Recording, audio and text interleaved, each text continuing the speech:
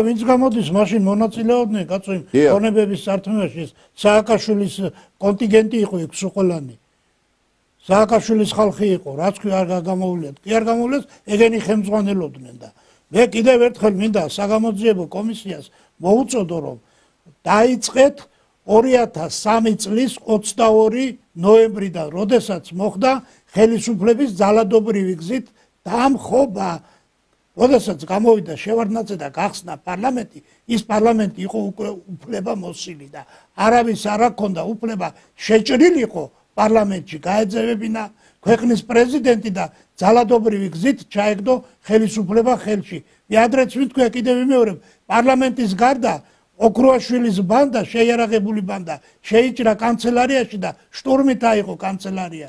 ეს არის კლასიკური 315 მუხლი საქართველოს სისხლის სამართლის კოდექსის, რომელიც დღევანდელი ცვლილებით და 307 მუხლით მოიაზრება სამშობლოს ღალატში.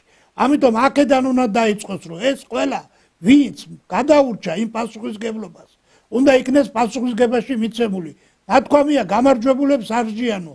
სააკაშვილს ის სახელმწიფო გადატრიალება რომ გამოეყენებინა ქვეყნის აღზევებისთვის, აღორძინებისთვის, ქართველი ერის კეთილდღეობისთვის, სახელმწიფო ტერიტორიების შენარჩუნებისთვის, აფხაზეთისა სამოქალაქოს დაბრუნებისთვის, მაშინ შეიძლება თვალი დაეხუჭა, მაგრამ ფაქტიურად სააკაშვილმა ხელისუფლების ძალადობრივი გზით მიტაცებით ჩაიდინა ქართველი ერის გენოციდი.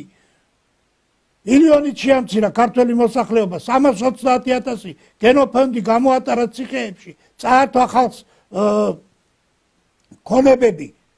დაყარა ქუჩაში, ჩახოცა ქუჩაში ახალგაზრდები. ეს ყველაფერი არის ერის გენოციდი. შემცირდა შობადობა, სიკვდილიანობამ გადააჭარბა შობადობას. ეს არის გენოციდის მაკვალიფიცირებელი შემადგენლობა.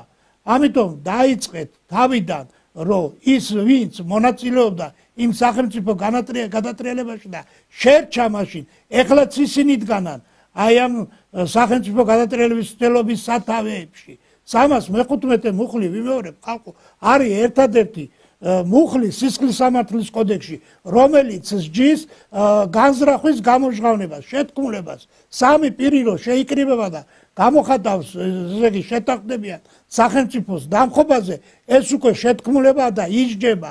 განზრახვის გამომჟღავნება ისჯება და აქ რეალური დანაშაული, დამთავრებული დანაშაული გვაქვს სახეზე. ამიტომ დაიწყეთ, იქ არის მასალები, საკმარისზე მეტი. დაიწყეთ იქედან, რომ არც ერთი არ დარჩეს პასუხისგების გარეშე, თორემ ეს ვაკხანალია, რაც დღეს ქვეყანაში ხდება, არ დამთავრდება, იქნება დაუსრულებელი. კიდევ ერთხელ ვთხოვთ, რომ დაიწყეთ, დადეთ.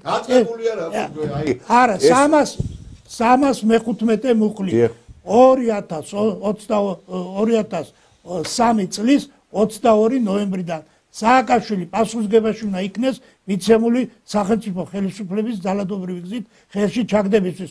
ის არ იყო შევარდნაძის საკუთარი ხელისუფლება. ის იყო ხალხის მიერ დაქირავებული პრეზიდენტი და ხალხს წაართვა, ხალხს მოსტაცა სააკაშვილმა ხელისუფლება და გამოიყენა ისევე ხალხის წინააღმდეგ. აი აქედან უნდა იხელმძღვანელოს. კიდევ ვიმეორებ, თუ თქვენ ვერ